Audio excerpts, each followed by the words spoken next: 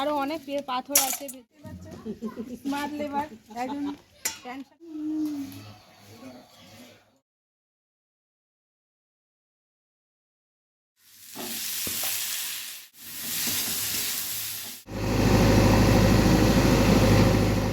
নমস্কার, আমি জবা। কেমন আছেন সবাই? আশা করি সবাই ভালো আছেন, সুস্থ আছেন, আর আমরাও ভালো আছি। আমার আরও একটি নতুন ব্লগে সবাইকে স্বাগত জানাই। তো এই দুদিন ধরে ব্লগ দিতে পারিনি, যেহেতু পিকনিকে গেছিলাম, সেই ভিডিও ছিল, সেটাই কিন্তু দুদিন দিয়ে দিলাম। কেননা এত কষ্ট করে ভিডিও করে এনেছি, সেটা আপনাদের সাথে যদি শেয়ার না করি, সেটা কিন্তু একদমই ভালো দেখায় না। তো যাই হোক, তো এই কদিন তো পিকনিক তো হলোই, আর এদিকে ভালোভাবে ঘোরা হলো। তো আজকের থেকে সংসারে আবার ভালোভাবে মন দিলাম, যেভাবেই কাজ করতাম। তো এদিকে একটা জেসিপি গাড়ি এসছে, সেটা কিন্তু এখানে মাটি খুঁড়ে নিচ্ছে আমাদের একদম ঘরের সামনে। তো এখানে জলের পাইপ বসবে, তো সবার বাড়ি বাড়ি জল এসে পড়বে। এখন তো খুবই ভালো হবে, এই টাইম কলের জল আসলে খুবই সুবিধা হবে মানুষের। ঘরে ঘরে জলটা পৌঁছে যাবে, যেখানে অনেকে কল চেপে কাজ করতে হয়, সেটা কিন্তু আর করতে হবে না। যেহেতু আমি খুব কষ্ট করে এই ট্যাঙ্কি বসিয়ে নিয়েছি বাড়িতে, তো আমার অতটা অসুবিধা হয় না। কিন্তু যাই হোক, এই আয়রন মুক্ত জলটা পাবো, সেটাই সবচেয়ে বড় ব্যাপার। তো এখানে কি বলেন তো, অনেকগুলো খোয়া রাখা ছিল যখন আমাদের ঢালাই হয়েছিল। সেই খোয়াগুলো আর ওঠানো হয় না, ওঠাবো করে আর একদমই ওঠানো হয় না। তো আজকে ভাবলাম যে এই জেসিপি এসছে, এই মাটিটা খুঁড়ে নেবে, আর এই খোয়াগুলো আর পাওয়া যাবে না। তো এই খোয়াগুলো সব উঠিয়ে নিলাম। তো 3 বস্তার মতন খোয়া হয়েছে। আর আমি অনেকটা দেরি করেছি বলে আমাকে কিন্তু বলছিল সরে যান, নালে কিন্তু এটা দিয়েই মানে ধাক্কা দিয়ে দেবে, এই কথাই বলছিল। তো অনেকটাই ফাইট করেছি, সেটা আপনাদের সাথে শেয়ার করলাম না, কেননা সেটা আর ভালো দেখায় না। তো যাই হোক, আমি চলে এলাম ঘরে। ঘরে এসে এখানে ব্রেকফাস্ট রেডি করলাম। তো আজকে করে নিলাম একটু আটা আর একটু চালের গুঁড়ো আর একটু ময়দা, 3 রকম মিশিয়েছি, সেটা দিয়ে একটু গোলা রুটি করলাম। আর এর মধ্যে কি বলেন তো, চিনি দিয়ে দিচ্ছি। চিনি দিয়ে গোলা রুটিটা করেছি, আর নিচে একটু তেল দিয়ে নিয়েছি। তো খেতে বেশ হয়েছিল, আর আমার বড় মেয়ের এসব খেতে খুবই পছন্দের। তো অনেকগুলোই ভেজে নিয়েছি, আর আমার ছোট মেয়ের খাওয়া হয়ে গেছে। তো আমরা এখন 3 জনা খেয়ে নেব। আর আপনার দাদা ভাই এসব কিছুই খায় না, তার জন্য তো ভাত রান্না হয়েছে, সে ভাত খেয়ে নিয়েছে। তো আমরা লিকার চাটা খেয়ে নেব। আর এখন বাজে 10টা 15।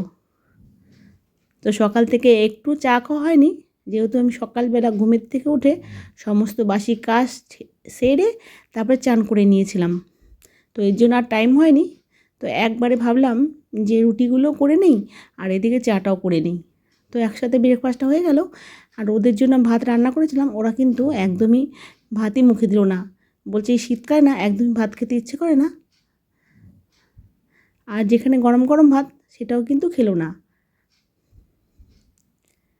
তো এদিকে আমি যখন চান করলাম, তখন কিন্তু এই কাচাকাচিগুলো করেছিলাম। তো অনেকটা দেরি হয়ে গেছিলো আমার মেয়েদের চা খেতে। তো তার জন্য চাটা প্রথমে বানিয়ে চা খেয়ে তারপরে এগুলো মিলে দেব। আর একদম হালকা হালকা রোদ্দুর, এই হালকা হালকা রোদ্রে ভালোভাবে জামা কাপড়গুলো কিন্তু শুকোবে না। তো 2 দিন লাগবে শুকোতে। তো যাই হোক, যে শুকনো কাপড়গুলো ছিল সেগুলো কিন্তু আমি এখন ঘরে নিয়ে যাব। সকালবেলা মিলে দিয়েছিলাম, তো একদম আমি ভেবেছি শুকিয়ে গেছে, তো অনেকটাই ভেজে ভেজে আছে। তো এগুলো আমার মেয়েকে দিয়ে দিলাম যে একটু রোদে মেলে দিয়ে আয়। আর যে সমস্ত কাপড়গুলো আমি সব শুকিয়ে গেছে, সেগুলো ভালোভাবে গুছিয়ে নেব। আর এটাও দেখলাম যে ভেজা ভেজা, তা জুইকে ডেকে এটাও কিন্তু আমি দিয়ে দিলাম যে রোদে দিয়ে আয়। যেহেতু এখন একটু রোদ্দুর আছে, ঘরে রাখলে কিন্তু দেখবেন এই শীতকালের জামা কাপড়গুলো খুবই একটু গন্ধ গন্ধ হয়ে যায় রোদে না দিলে। তো সমস্ত কিছু আমি রোদে দিয়েই শুকাই। আর এই কদিন যে রোদ্দুর একদম ওঠেনি, তখন কিন্তু খুবই খারাপ অবস্থা হয়ে গেছিলো, যে জামা কাপড়গুলো কিছুই শুকাচ্ছিল না। তো যাই হোক, এখন একটু রোদ্দুর উঠেছে, তবু কিন্তু মনটা ভালোই লাগছে। রাতে যতটা শীত লাগুক না কেন, একটু রোদে গিয়ে দাঁড়ালেই মনটা কিন্তু ভালো হয়ে যায়। তো এদিকে জামা কাপড় গুছিয়ে তো চলে এলাম রান্নাঘরে। এদিকে আমি ডালটা প্রেসারে বসিয়ে দিয়েছিলাম, আর ওদিকে আমি কাজগুলো করছিলাম। তো এদিকে আমার প্রেসারে ডালটা সেদ্ধ হয়ে গেছে, আর এদিকে ভাবলাম যে যেটা আছে ঘরে সেটা দিয়েই কিন্তু আমি ভেজ ডাল করে নিচ্ছি। তো একটু মটরশুঁটি আর একটু ফুলকপি হলে ভালো হতো। তো যাই হোক, যেটা আছে সেটা দিয়েই করে নিলাম।